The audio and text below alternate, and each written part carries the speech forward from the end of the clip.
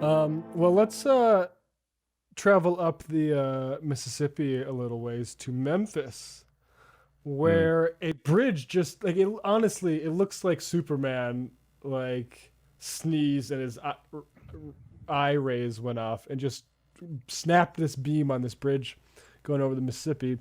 I'll play this and then I want to kind of journey back to the 35W collapse in Minneapolis, which is Mm. horrifying. I remember that day actually. And but first, yeah, here this is KATV out of Memphis, ABC News. RDOT says they found a fracture on a beam that runs the length of the bridge. There are only 2 of these beams, and they're crucial to the integrity of the bridge. They say the crack is located right about here between the arches. This is the fracture, a crack right through a steel beam Just on the right through I-40 it. bridge. Bridge inspectors found it during an annual inspection. The last inspection was September 2020. RDOT says it's likely the result of natural wear and tear. This bridge is nearly 50 years old, and the constant movement that happens as the traffic goes across the bridge, it's just like, say, a paper clip. The more you move it, and finally it breaks. When they found the fracture, officials shut the bridge down and stopped barge traffic on the river below.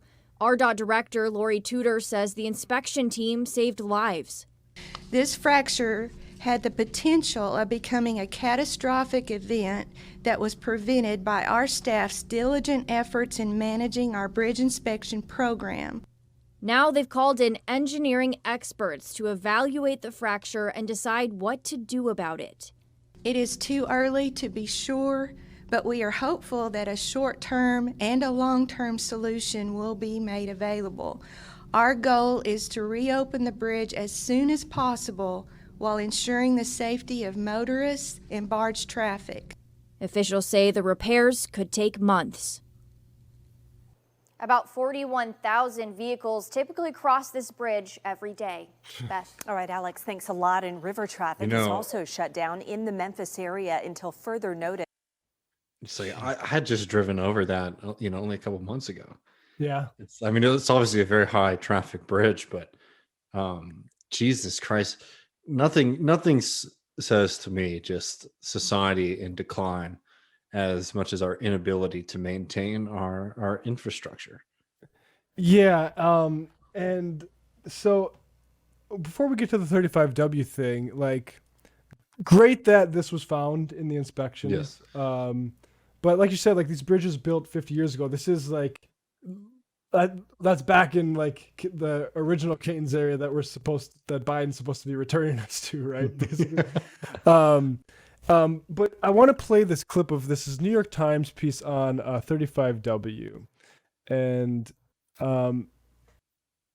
guidelines have since. So I remember this collapse. I can't remember when exactly during the Bush administration this was, but I had some family, including my aunt and uncle, and then some extended family. But my aunt and uncle live in Minneapolis, and I was a big listener of Minneapolis drive time radio. Mhm. So I remember hearing about this, like as soon as I got off school, just obvious wall-to-wall coverage of this fucking bridge just dropping into the water. And because eventually, first of all, they weren't made for the amount of traffic ultimately, like on them now. But also just, it's old steel and shit and stuff happens after a while. And I remember that period still, and I haven't thought about it until I saw this Memphis story, but I remember the period of I'm home from school, it's about 4:45. I'm worried about my aunt and uncle. It's very improbable that they were on this fucking bridge, right? But you still want to make sure. And I called and no answer. And there's no answer because they weren't home yet. But I remember finally hearing from them at 5:45, no, we're home safe. But there was extra traffic because the fucking bridge collapsed. And it was horrified. And I want to play this because really we are not surprised addressing this. This is from 2014. And the tone of this is well, we're kind of doing a little bit more inspection, so well done, RDOT, for inspecting this, but we're not being proactive. And what this reminds me of is the way we handled COVID, which is like, how much death can we accept? And then once we figure out how to like stay on that, we don't want to get too much death and over the hospitals, but we're willing to accept like way more death than the rest of the world. Yeah. This is the same thing. Everyone knows that one of these motherfuckers is going to come down at some point if nothing's done. And everyone's just hoping that it's not going to be theirs. And then, because what happened with this 35W where people died and fell into the fucking Missouri or Mississippi again, just higher up, is like, it seemed like we're going to do a whole bunch and then no. But anyway, here's this New York Times report. Guidelines have since been issued to better detect problems with gusset plates and bridge design. I sped up a little bit. But an investigation by the Minnesota legislature sought to find out why the bridge hadn't been reinforced, given its history. Lack of management and lack of identifying of red flags has darn near brought this department down. The legislature found that at the time of the collapse, the state's transportation department was underfunded and overworked and had to prioritize which bridges to address first. We came away from our investigation that these are professionals trying to do their job, but they had some very severe restrictions about what they could do, largely because of lack of money. State officials referred to bridges like the 35W as budget busters. There's a tension between spending money for new roads or new interchanges or putting money into the repair of a bridge. That bridge was standing yesterday, standing today, why won't it be standing tomorrow? The lesson is that you've got to maintain bridges. In February 2008, Minnesota raised its gas tax for the first time in 20 years and embarked on an ambitious program to renovate bridges across the state, a $2.1 billion effort spread over a decade.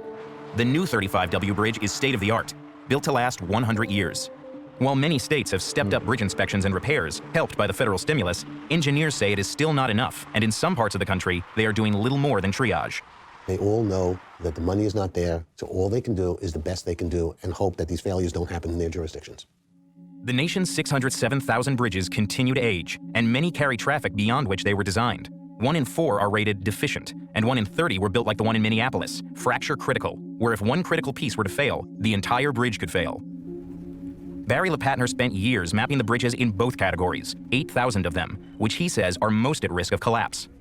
It troubles me that the federal government does not see this issue the same as they see a crack in an engine on an airplane. It's the same thing to me. Transportation officials say bridges that fall in both categories undergo rigorous inspections and are closed if they're unsafe. But they continue to make headlines. This bridge in Indiana could have collapsed in 2011 had an enormous crack not been discovered in time. This bridge north of Seattle did in 2013 after being hit by a truck. You're looking at live pictures where a bridge on I-5 collapsed, taking several cars with it. The bridge was considered fracture critical, meaning if one major part fails, the rest does too. There is no backup. There is no safety net.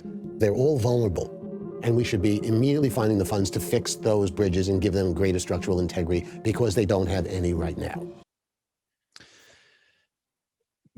Absolutely. So, when you're getting back out on the road because of COVID this summer, very nice and safe. God. No, I mean, it's like, this is, the bridges, the electrical system, the pipes, right? Our failure to be able to provide basic infrastructure in this country should serve as a serious indictment of the present state of things, not just because, these things are always sort of blamed as like, oh, well, it's political gridlock. And, but why is there political gridlock like that, right? Because we live in a system where the people who control the access to investment refuse to allow that to be publicly tapped. I'm talking in the most liberal sense of just like increased taxation on the wealthiest people in this country to maintain our bridges and roads. Obviously, as socialists, we think that we shouldn't just ask nicely for a little bit of increases in taxes. We should be pushing back against that power dynamic in general. But more specifically, it's like, this is a very clear example that the system as it exists today does not function well at all. And when we're talking about this, is not just the disaster scenario. It's the fact that all of these repairs that just didn't get done for decades and decades and decades puts us in a critical situation where the social cost of like rebuilding and fixing all these things is going to be huge because it's been neglected for decades on decades. Yeah, Stitching Time saves 9, and might save a fucking bridge from collapsing. And right now, Biden's still pissing around with the Republicans, who are going to propose an $800 billion package that accepts no taxes. And so Biden's, give me another comeback and we'll meet again, try to get some bipartisan. And it's insulting to everybody at this point because, much was made of Kevin McCarthy after him and McConnell met with Biden, tweeting out a fundraising email saying, just met with corrupt Joe Biden and he's still planning to push his radical socialist agenda onto the American people. Insane. But Biden doesn't give a fuck clearly that Joe McCarthy, he accepts that these guys are partners in this. And because really he could just tell McCarthy to go suck rocks and we're going to pass this on our own. We don't need any Republican support to pass this